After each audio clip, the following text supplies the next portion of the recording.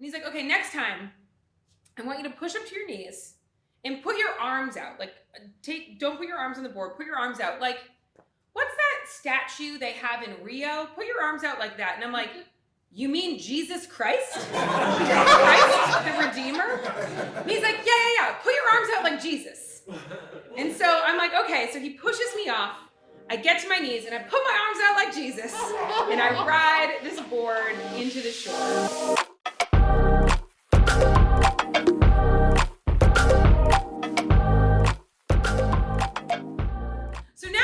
Is I'm going to tell you my sports story, sort of a little bit of the inspiration for this particular theme.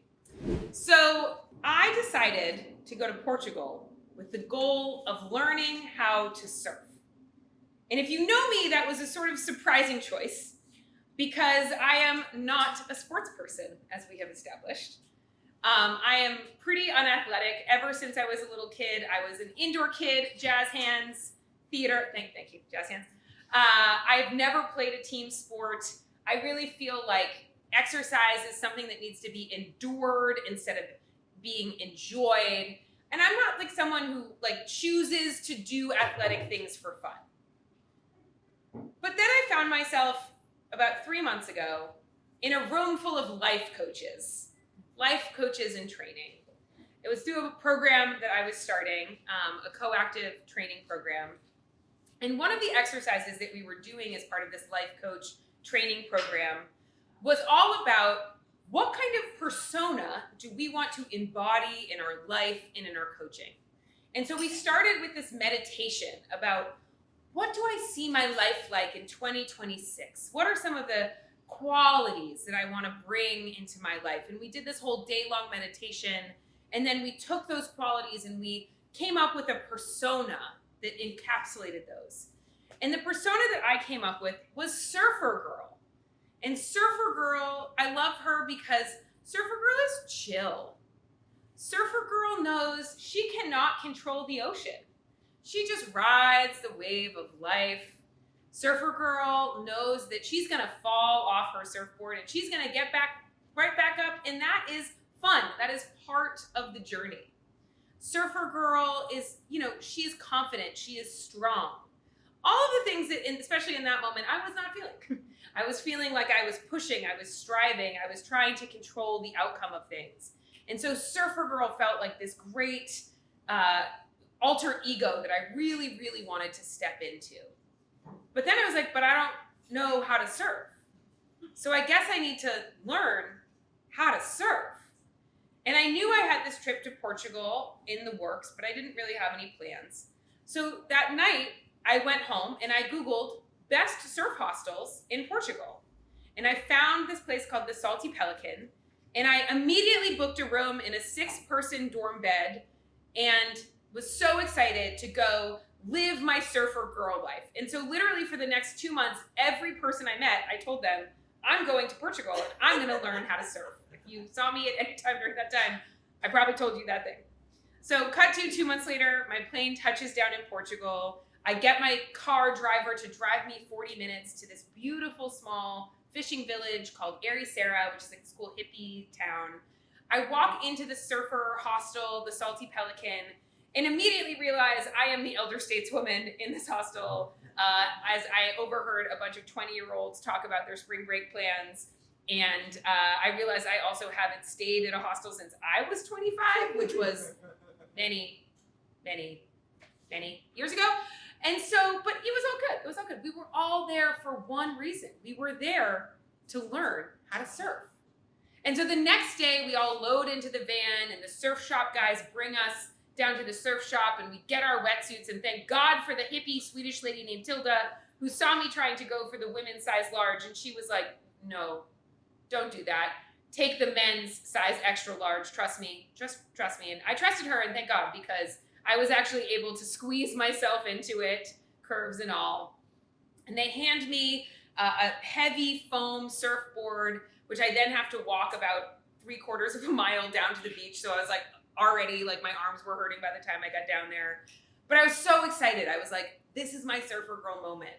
And so as all of the people who had like more experienced with surfing peeled off to go get into the water, we stayed behind with Sarah, our surf instructor, and she tried to teach us the ins and outs of surfing. So first, she had us stand on our board in our surfer stance, and she complimented my squat position. And I was like, yes, my trainer is going to be so proud. Matt, my trainer, is going to be so proud. I am going to be so good at surfing. I can tell this already. I'm going to be a fantastic surfer girl. It's happening. Then she tried to teach us the pop-up, which is where you go from the surfboard and you like push yourself up, and then somehow magically you get your feet under you very quick and you get to the surfer stance. And I had a little bit more trouble with that on the land before we got to the water, but I figured it's okay. I'll get into the water because I'm going to learn how to surf. Like, I'll get there. I'm going to have that moment sooner or later. So we get out into the water and I throw myself up onto the board and we start trying to go through the waves. And each time I try to push myself up and I fall right off. Push up, fall off, push up, fall off. But it's okay, I was having fun. It was like, get my feet wet literally in the water, learning about surfing. I go home that night to my hostel, sitting on my top bunk of my 6-person dorm room, and I Google surf tips for fat people.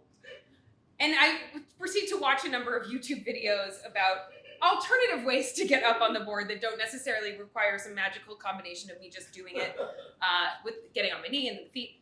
And I practice on the floor of my 6-person dorm room while all the other girls are off doing who knows what.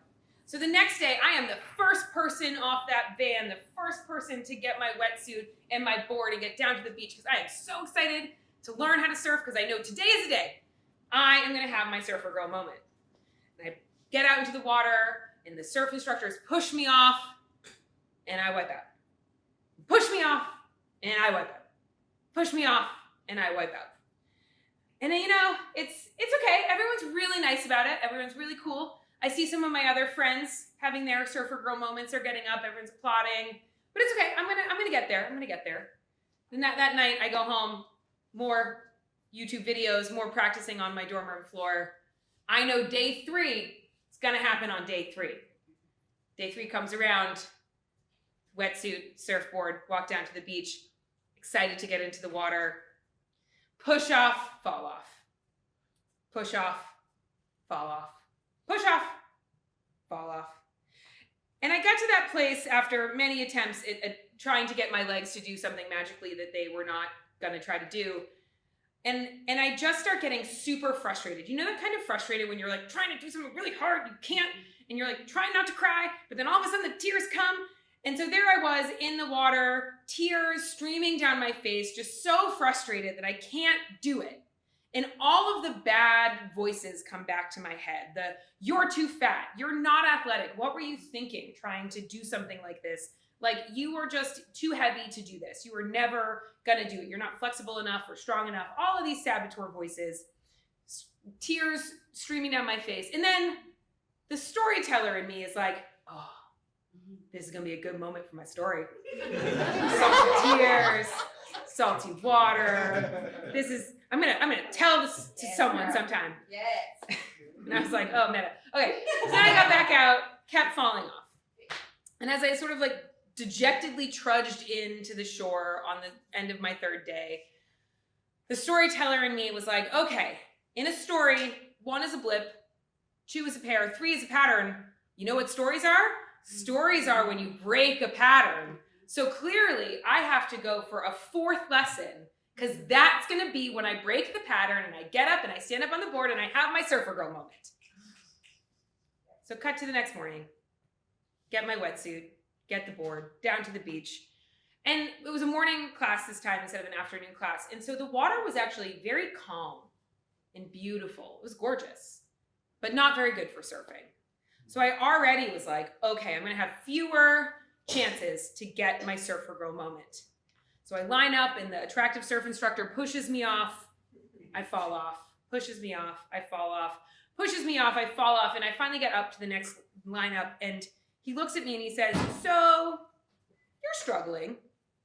And I was like, yeah, my leg just doesn't do that thing. It just doesn't do that motion. And he's like, okay, try this next time.